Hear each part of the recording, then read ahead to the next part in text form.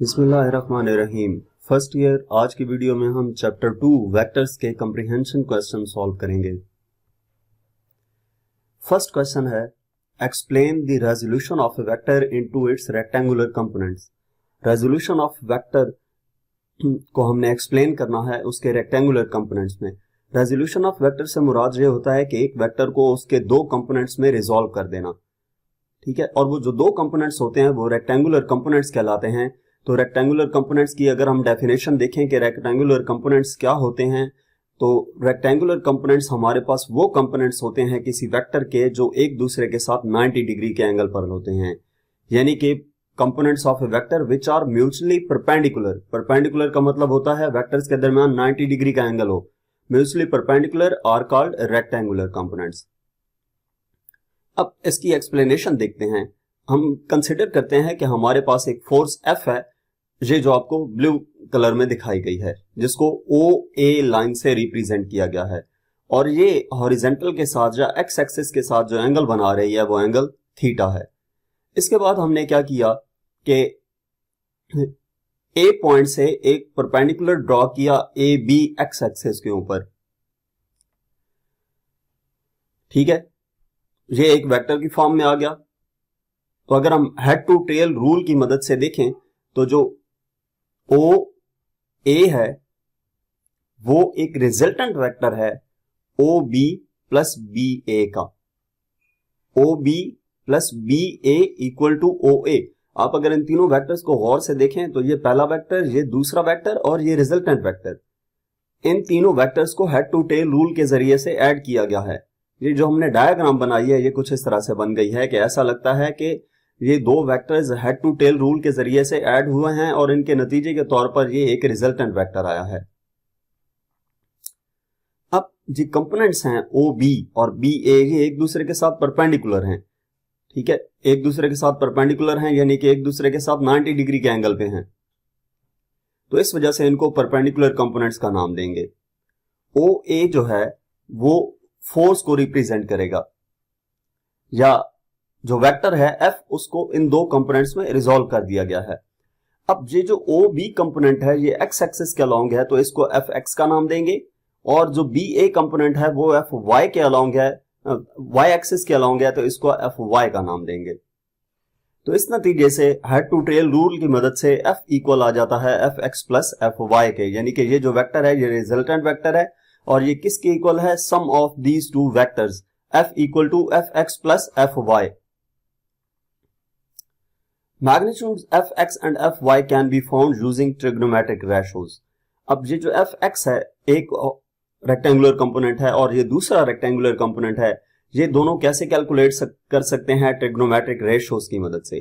अब हम trigonometric ratios apply करते हैं। ये डायग्राम एज इट इज हमारे पास है।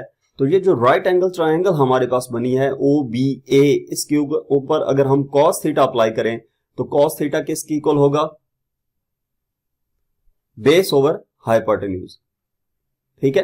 OB divided by OA, OB FX के इक्वल है और OA F के इक्वल है, तो cos थीटा इक्वल आ गया FX ओवर F के। इसमें से हमने FX कैलकुलेट करना है तो F उधर जाकर मल्टीप्लाई हो जाएगा, यानी कि FX इक्वल आ जाएगा F cos थीटा के।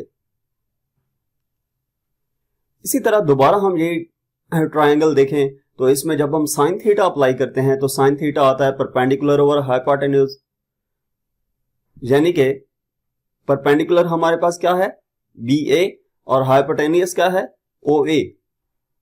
तो BA हमारे पास FY है और OA F है, तो sine theta FY over F आ गया। F इधर जाकर मल्टीप्लाई होगा तो FY इक्वल आ जाएगा F साइन थीटा के, यानी कि जो दो परपेंडिकुलर कंपोनेंट्स हैं, एक कंपोनेंट हमारे पास आ गया FX equal to F cos theta और दूसरा कंपोनेंट आ गया F equal to F sine theta.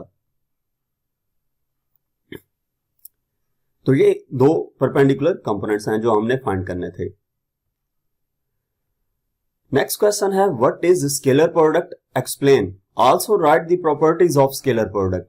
Scalar product क्या है इसको एक्सप्लेन करना है और स्केलर प्रोडक्ट की प्रॉपर्टीज भी लिखनी है। तो सबसे पहले हम स्केलर प्रोडक्ट की डेफिनेशन देखते हैं। जब दो वेक्टर क्वांटिटीज को आपस में मल्टीप्लाई किया जाए और उसके नतीजे में हमारे पास जो रिजल्ट आए वो एक स्केलर क्वांटिटी हो, तो ऐसे प्रोडक्ट को स्केलर प्रोडक्ट का नाम देंगे। When product of two vector quantities gives a scalar quantity, then the product is called scalar product. इसको अगर हम स्केलर प्रोडक्ट जो है उसको रिप्रेजेंट करने के लिए दरमियान में डॉट का साइन यूज किया जाता है, दो वेक्टर्स के दरमियान में डॉट का साइन यूज किया जाता है, इस वजह से scalar product co dot product का नाम भी देते हैं। इसकी एक्सप्लेनेशन देखते हैं। हम क्या करते हैं कि दो वेक्टर्स लेते हैं, एक वेक्टर ए है और दूसरा वेक्टर बी है, और इन दो वेक्टर्स के दरमियान जो एंगल है वो थीटा है। जब एंगल थीटा है तो इस डॉट प्रोडक्ट को रिप्रेजेंट करने के लिए हम इसको ए डॉट बी से रिप्रेजेंट करेंगे और ये इक्वल होगा ए बी कॉस थीटा के। स्केलर प्रोडक्ट, अब अगर इसकी मदद से आप देखें तो स्केलर प्रोडक्ट क्या है? Scalar product of two vectors is obtained by multiplying their magnitudes. A को बी से मल्टीप्लाई किया with the cosine of the angle between them, और साथ क्या है? कॉस एंगल है, कॉस थीटा है। ए डॉट बी इक्वल आ गया है ए बी कॉस थीटा के।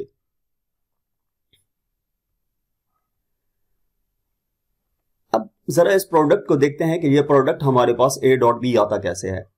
ए डॉट बी किसकी इक्वल होता है? अगर हम ए की बात करें तो component of A along B, यानी कि वो आएगा हमारे पास ए एक्स, और ए एक्स किसकी इक्वल होता है? ए कॉस थीटा के। तो इस वजह से component of vector A along B क्या होगा? A cos theta into B multiply होके ए बी कॉस थीटा आ जाएगा। और इसी तरह अगर हम बी डॉट ए कैलकुलेट करें तो वो किसके इक्वल होगा? A into component of vector B along A. B का कंपोनेंट ए के अलोंग वो भी हमारे पास क्या आएगा? बी एक्स, यानी कि बी कॉस थीटा। तो बी ए इक्वल आ जाएगा ए बी कॉस थीटा के। तो B dot A B cos theta के इक्वल है। तो हम ये देख सकते हैं कि दोनों ए डॉट बी और बी डॉट ए वो सिमिलर हैं। तो ये हम नेक्स्ट स्लाइड में देखेंगे कि ये हमारे पास कौन सी प्रॉपर्टी है। एग्जाम्पल इसकी देख लेते हैं। स्केलर प्रोडक्ट की एग्जाम्पल क्या है? Work is an example of scalar product. Work जो है वो स्केलर प्रोडक्ट की एग्जाम्पल है। वर्क क्या होता है? W equal to F D. अब फोर्स वेक्टर क्वांटिटी है, डिस्प्लेसमेंट वेक्टर क्वांटिटी है, लेकिन जब इन दोनों को मल्टीप्लाई करें, इनका प्रोडक्ट लिया जाता है, तो हमारे पास आता है वर्क, और वर्क एक स्केलर क्वांटिटी है। यानी कि फोर्स की भी डायरेक्शन होती है, डिस्प्लेसमेंट की भी डायरेक्शन होती है, लेकिन वर्क की डायरेक्शन नहीं होती। W इक्वल होगा एफ डॉट डी के। नेक्स्ट हमारे पास इसकी प्रॉपर्टीज देखते हैं। स्केलर प्रोडक्ट की प्रॉपर्टीज है। सबसे पहले यहां पे ऊपर आपने हेडिंग देनी है, प्रॉपर्टीज ऑफ स्केलर प्रोडक्ट। पहली प्रॉपर्टी क्या है? Scalar product of two vectors obeys the commutative property. ये हम पिछली स्लाइड में देख चुके हैं कि ए डॉट बी इक्वल आया था बी डॉट ए के। इसको कम्यूटेटिव प्रॉपर्टी कहते हैं। जो स्केलर प्रोडक्ट है वो कम्यूटेटिव प्रॉपर्टी को ओबे करता है। इसके बाद सेकंड ऑप्शन है scalar product of two perpendicular vectors is equal to zero. दो परपेंडिकुलर वेक्टर्स का स्केलर प्रोडक्ट जीरो होता है, यानी कि ए डॉट बी इक्वल होगा ए बी कॉस 90। परपेंडिकुलर का मतलब एंगल 90, तो जब 90 थीटा पुट किया तो A dot B cos 90 zero होता है, ये जीरो हो जाएगा, यानी कि डॉट प्रोडक्ट जीरो आ जाएगा। Similarly in case of mutually perpendicular unit vectors, mutually perpendicular यानी कि यूनिट वेक्टर्स कौन से होते हैं? आई की मदद से एक्स एक्सिस की डायरेक्शन को शो किया जाता है, जे वाई एक्सिस के अलोंग और के जेड एक्सिस के अलोंग होता है। तो यूनिट वेक्टर्स पर जो परपेंडिकुलर है, आई जे के परपेंडिकुलर होता है, जे के परपेंडिकुलर होता है और के आई के परपेंडिकुलर होता है। जब दो परपेंडिकुलर वेक्टर्स के दरमियान डॉट प्रोडक्ट जीरो आया था तो दो यूनिट वेक्टर्स के दरमियान, दो परपेंडिकुलर यूनिट वेक्टर्स के दरमियान भी डॉट प्रोडक्ट जीरो के इक्वल ही होगा। इसके बाद तीसरी प्रॉपर्टी है scalar product of two parallel vectors has maximum value and is equal to the product of their magnitude only. यानी कि हम दो पैरेलल वेक्टर्स का स्केलर प्रोडक्ट लें। पैरेलल वेक्टर से मुराद ए और बी दोनों वेक्टर्स आपस में पैरेलल हैं, उनके दरमियान एंगल जीरो है। तो जब हम एंगल जीरो पुट करते हैं, cos 0 1 की इक्वल होता है, तो ए बी हमारे पास आ जाएगा, यानी कि दो पैरेलल वेक्टर्स के दरमियान स्केलर प्रोडक्ट हमारे पास मैक्सिमम वैल्यू देगा। Scalar product of a vector with itself is equal to the square of its magnitude. जो स्केलर प्रोडक्ट होता है वेक्टर का उसी वेक्टर के साथ वो इक्वल होता है स्क्वायर ऑफ इट्स मैग्नीट्यूड। ये आप देख सकते हैं ए डॉट ए कॉस जीरो क्यों पुट किया? हमने ये कहा है कि scalar product of vector with itself. अब विद इटसेल्फ से मुराद ये है कि दोनों का मैग्नीट्यूड और डायरेक्शन सेम होगी। जब डायरेक्शन सेम है तो एंगल जीरो होगा, तो cos जीरो पुट किया, ए cos जीरो इक्वल आ जाता है ए इंटू 1 यानी कि ए स्क्वायर। इसी तरह हमने ये ऊपर एक चीज देखी थी कि जो दो पैरेलल वेक्टर्स हैं उनका डॉट प्रोडक्ट ए बी आता है, तो जो दो यूनिट वेक्टर्स होंगे उन यूनिट वेक्टर्स का, जो दो सेम यूनिट वेक्टर्स होंगे उनका डॉट प्रोडक्ट हमारे पास 1 के इक्वल होगा, यानी कि i dot i, j dot j and k dot k equal होगा 1 के। फोर्थ प्रॉपर्टी है scalar product of two anti parallel vectors is negative. जो स्केलर प्रोडक्ट है दो एंटी पैरेलल वेक्टर्स का, एंटी पैरेलल से मुराद एंगल 180 हो जाए तो उस केस में हमारे पास माइनस ए बी आंसर आएगा। Fifth property scalar product of two vectors in terms of their rectangular components can be given as a dot b equal to axi cap plus ayj cap plus azk cap dot bxi cap plus byj cap plus bzk cap। ये a vector given है इन 3 dimension और ये b vector given है इन 3 dimension. इनका dot product लेना है, यानी कि फर्स्ट टर्म को इन 3 टर्म्स के साथ मल्टीप्लाई करेंगे, उसके बाद सेकंड टर्म को इन 3 टर्म्स के साथ मल्टीप्लाई करेंगे, फिर थर्ड टर्म को इन 3 टर्म्स के साथ मल्टीप्लाई करेंगे, तो आपके पास ये आ जाएगा। अब पिछली स्लाइड में हमने ये देखा था कि जहां पे सेम यूनिट वेक्टर्स होते हैं वहां 1 आता है, i dot i, j dot j and k dot k, इनकी जगह पे 1 आ जाएगा और बाकी टर्म्स हमारे पास 0 के इक्वल होती हैं, यानी कि i dot j, i dot k, j dot i, j dot k, k dot j and k dot i ये सब 0 होंगे। तो जब ये 0 होते हैं तो इनको ये सारी टर्म 0 हो जाएंगी, बाकी क्या रह जाएगा ax bx plus ay by plus az bz के। a डॉट बी इक्वल होता है ए बी कॉस थीटा के, तो अगर हम यहां से थीटा फाइंड करना चाहें तो उसके लिए फार्मूला बन जाएगा cos theta equal to A X B X plus A Y B Y plus A Z B Z divided by A B. तो ये इसकी डॉट प्रोडक्ट की प्रॉपर्टीज थी। नेक्स्ट हमारे पास क्वेश्चन नंबर 3 है, what is vector product, explain, also write the properties of vector product. Vector product क्या होता है इसको एक्सप्लेन करें और इसके साथ साथ वेक्टर प्रोडक्ट की प्रॉपर्टीज भी लिखनी है। तो वेक्टर प्रोडक्ट की सबसे पहले डेफिनेशन देखते हैं। वेक्टर प्रोडक्ट क्या होता है कि जब दो वेक्टर क्वांटिटीज को हम मल्टीप्लाई करें और उसके नतीजे में जो क्वांटिटी हमारे पास आए वो भी एक वेक्टर क्वांटिटी हो, तो ऐसे प्रोडक्ट को वेक्टर प्रोडक्ट का नाम दिया जाता है। वेक्टर प्रोडक्ट दो वेक्टर्स का हम रिप्रेजेंट करते हैं इन दो वेक्टर्स के दरमियान क्रॉस का साइन लगा के, तो इस वजह से ऐसे प्रोडक्ट को क्रॉस प्रोडक्ट का नाम भी देते हैं। एक्सप्लेनेशन देखते हैं इसकी कि हमारे पास लेट दो वेक्टर्स हैं ए और बी और इन दो वेक्टर्स के दरमियान एंगल थीटा है, तो इस प्रोडक्ट को रिप्रेजेंट करने के लिए ए क्रॉस बी लिखेंगे और ये हमारे पास आएगा ए बी साइन थीटा के। जहां पे डॉट आ रहा था वहां पे हमने कॉस थीटा लिखा था। डॉट प्रोडक्ट के लिए cos theta and cross product के लिए साइन थीटा यूज किया जाता है। A cross B equal to A B sine theta N unit vector. N unit vector से मुराद जो ए क्रॉस बी की डायरेक्शन हमें देता है कि किस डायरेक्शन में है। ए क्रॉस बी की डायरेक्शन क्या है, मैंने बताया है ना कि ये क्या है, वेक्टर क्वांटिटी आती है। दो वेक्टर क्वांटिटीज को मल्टीप्लाई करने से वेक्टर क्वांटिटी आती है, तो क्रॉस प्रोडक्ट एक वेक्टर क्वांटिटी है, इसकी कोई ना कोई डायरेक्शन तो होगी। वो डायरेक्शन जो है वो एन यूनिट वेक्टर से रिप्रेजेंट की गई है। एन यूनिट वेक्टर से मुराद ये है कि कोई ना कोई डायरेक्शन होगी। ये जब हम सॉल्व करेंगे तो तब हमें पता चलेगा कि डायरेक्शन कौन सी है उसकी। अब एन डायरेक्शन को रिप्रेजेंट करता है उस वेक्टर प्रोडक्ट की, और एक बात याद रखनी है कि जो एन की डायरेक्शन है वो हमेशा परपेंडिकुलर टू द प्लेन होगी। कौन सा प्लेन, वो प्लेन जो कि ए क्रॉस बी के इक्वल होगा, यानी कि जिस प्लेन में वेक्टर ए और बी मौजूद हैं उसके परपेंडिकुलर जो वेक्टर होगा उसको ए क्रॉस बी का नाम दिया जाएगा। और इस ए क्रॉस बी की डायरेक्शन कैसे कैलकुलेट की जाती है, राइट हैंड रूल की मदद से। राइट हैंड रूल क्या है वो हम नेक्स्ट स्लाइड में देखते हैं। राइट हैंड रूल ये है कि जब हम अपनी फिंगर्स को एक वेक्टर से दूसरे वेक्टर की तरफ कर्ल करें तो जो थंब है वो इंडिकेट करेगा डायरेक्शन ऑफ क्रॉस प्रोडक्ट को। यानी कि अगर हमने ए क्रॉस बी की डायरेक्शन देखनी है तो राइट हैंड की फिंगर्स को ए से बी की तरफ कर्ल करेंगे तो थंब जो है वो ए क्रॉस बी की डायरेक्शन में होगा।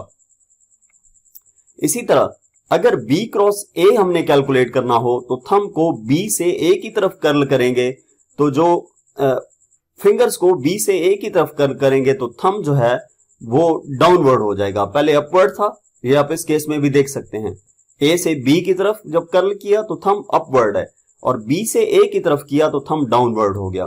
यानी कि डायरेक्शन ऑपोजिट होगी, डायरेक्शन ऑपोजिट होने की वजह से नेगेटिव साइन आ जाता है।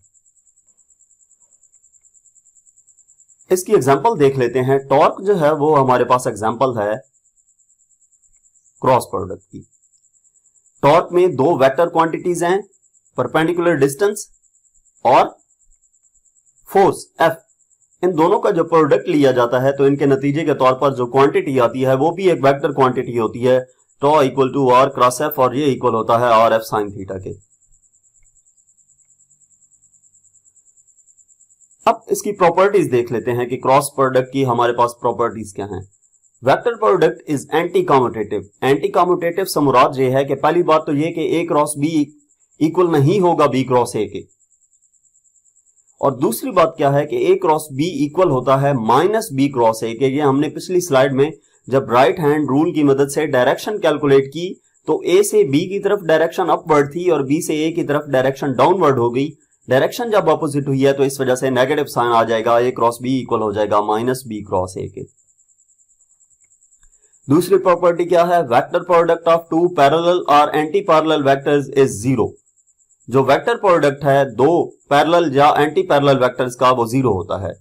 यानी कि ए क्रॉस बी इक्वल होगा A B sine theta sine zero के। पैरेलल और एंटी पैरेलल, पहले पैरेलल की बात कर लेते हैं। पैरेलल का मतलब एंगल जीरो, तो जब साइन जीरो पुट किया तो ये हमारे पास जीरो हो जाएगा। इसी तरह एंटी पैरेलल से मुराद ये है एंगल 180 हो तो एंगल 180 पुट किया तो ये भी हमारे पास जीरो हो गया। तो पैरेलल या एंटी पैरेलल वेक्टर्स का जो क्रॉस प्रोडक्ट है वो जीरो के इक्वल आता है। Vector product of vector with itself is equal to zero. यानी कि किसी वेक्टर का प्रोडक्ट लें with itself, A cross A, दोनों की डायरेक्शन सेम होगी तो एंगल जीरो यूज किया जाएगा, तो इस केस में भी प्रोडक्ट जीरो आएगा। जब सेम वेक्टर्स हैं उस के केस में प्रोडक्ट जीरो आ रहा है। जब यूनिट वेक्टर सेम होंगे तो इनका प्रोडक्ट भी जीरो होगा, यानी कि I dot I, I cross I, J cross J and K cross K equal होगा जीरो के। नेक्स्ट थर्ड पॉइंट है, vector product of two perpendicular vectors has maximum value and is equal to product of their magnitudes only. जो vector product है दो perpendicular vectors का, उसकी value maximum होती है और वो इक्वल होता है product of their magnitudes only. यानी कि परपेंडिकुलर से मुराद एंगल 90 डिग्री, तो हम A cross B equal to A B sine 90 करें तो ए क्रॉस बी किसकी इक्वल आ जाएगा, ए बी के। साथ एन यूनिट वेक्टर इसलिए है कि एन ये अब डायरेक्शन बताता है कि किस डायरेक्शन में प्रोडक्ट है। तो जब हमने परपेंडिकुलर वेक्टर्स का क्रॉस प्रोडक्ट लिया तो वो हमारे पास मैक्सिमम वैल्यू देगा। तो इसी तरीके से परपेंडिकुलर यूनिट वेक्टर्स की अगर हम बात करें तो आई क्रॉस जे इक्वल होता है के कैप के, जे क्रॉस के इक्वल होता है आई के क्रॉस आई इक्वल होता है जे के, और इसका ऑपोजिट हो जाए यानी कि जे क्रॉस आई, वेक्टर्स की अरेंजमेंट चेंज की, जे क्रॉस आई किया तो माइनस के आ गया, के क्रॉस जे किया तो minus J minus I, and I cross के माइनस जे के इक्वल हो जाएगा। ये कैसे आता है ये आप डायग्राम बना के देख भी सकते हैं कि आई से जे की तरफ हैंड को फिंगर्स को कर्ल करेंगे तो थंब इन डायरेक्शन ऑफ के होगा, और जब जे से आई की तरफ फिंगर्स को कर्ल करेंगे तो thumb in the direction of minus K होगा। फोर्थ हमारे पास इसका पॉइंट है, vector product of two vectors in terms of their rectangular components can be given as. जो वेक्टर प्रोडक्ट होता है रेक्टेंगुलर कंपोनेंट्स का हम कैसे लिख सकते हैं, A cross B equal to A vector in 3 dimension and B vector in 3 dimension. अब ऐसे वेक्टर्स को क्रॉस प्रोडक्ट लेने के लिए हम डिटर्मिनेंट लिखते हैं। डिटर्मिनेंट कैसे लिखा जाता है कि इन तीनों वेक्टर्स का जो आई जे के है वो हम यहां पे लिख देंगे आई कैप जे कैप एंड के कैप। उसके बाद पहली रो में पहले वेक्टर के कंपोनेंट्स यानी कि A X A Y and A Z, और तीसरी लाइन में B X B Y and B Z आ गया। 3x3 का ये जो डिटर्मिनेंट है इसको ओपन करने का तरीका ये होता है कि पहले आई कैप लिखा, first row and first column छोड़ दिया, यानी कि ये आई कैप जिस रो और जिस कॉलम में मौजूद है वो हमने छोड़ दी, बाकी डिटर्मिनेंट में क्या लिख दिया A Y A Z B Y B Z. उसके बाद आता है माइनस, ये फार्मूले का माइनस है, ठीक है, ये हमेशा माइनस ही रहेगा, माइनस जे कैप।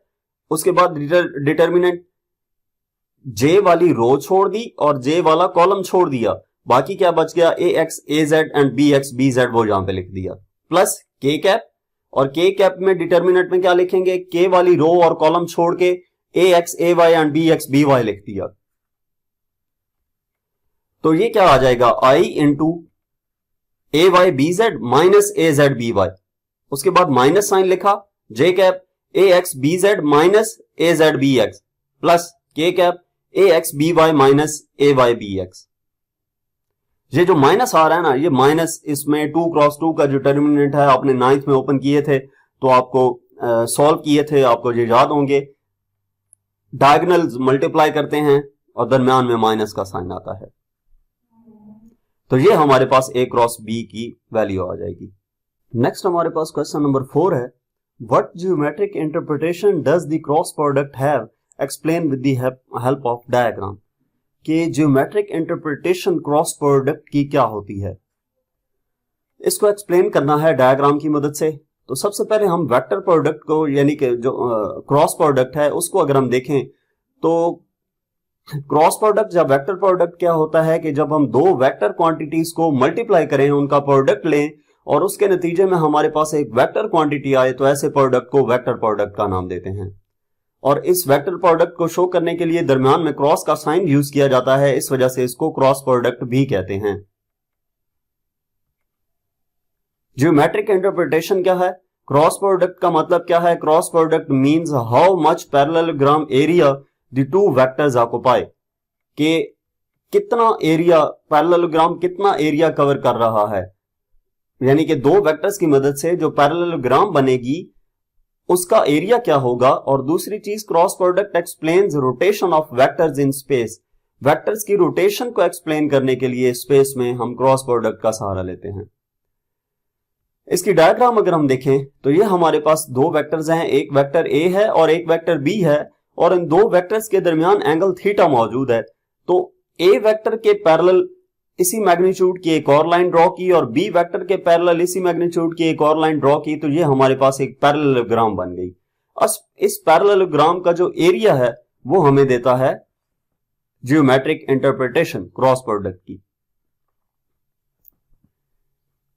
तो अगर हम वो एरिया कैलकुलेट कर लेते हैं तो वो बेसिकली क्रॉस प्रोडक्ट है। अब क्रॉस प्रोडक्ट जो है ए क्रॉस बी, उसकी डायरेक्शन क्या होगी, डेफिनेटली ये हमारे पास क्या है, एक वेक्टर क्वांटिटी है, तो हम ए से बी की तरफ फिंगर्स को कर्ल करेंगे तो थंब इंडिकेट करेगा ए क्रॉस बी की डायरेक्शन को, जो कि ये ब्लैक एरो से शो की गई है। अब इसका जो एग्जांपल है वो भी देख लेते हैं कि जो क्रॉस प्रोडक्ट है वो क्या होती है। हम एग्जांपल जो क्वांटिटीज डिफरेंट पड़ी हुई हैं उनमें देख लेते हैं। तो जो टॉर्क है वो एक क्रॉस प्रोडक्ट है या वेक्टर प्रोडक्ट है। वो कैसे कि फोर्स एक वेक्टर क्वांटिटी है और displacement from axis of rotation वो भी एक वेक्टर क्वांटिटी है। जब इन दोनों का प्रोडक्ट लिया जाता है तो उसके नतीजे में जो क्वांटिटी आती है टॉर्क, ये भी एक वेक्टर क्वांटिटी है। तो दो वेक्टर क्वांटिटीज का प्रोडक्ट लेने से जो क्वांटिटी आई वो भी वेक्टर क्वांटिटी थी, तो इसको हम इस टॉर्क को क्रॉस प्रोडक्ट या वेक्टर प्रोडक्ट का नाम लेते हैं। और ये हमारे पास टॉर्क इक्वल होता है एफ एल साइन थीटा के। तो यहां तक हमारे पास इस चैप्टर के कंप्रीहेंशन क्वेश्चन थे। मजीद किसी भी चैप्टर की एक्सरसाइज का सोल्यूशन देखने के लिए हमारा चैनल विजिट करें। इसके अलावा अगर आप किसी भी सब्जेक्ट की ऑनलाइन जो ट्यूशन पढ़ना चाहते हैं तो हमसे व्हाट्सएप पे कांटेक्ट कर सकते हैं। Thank you.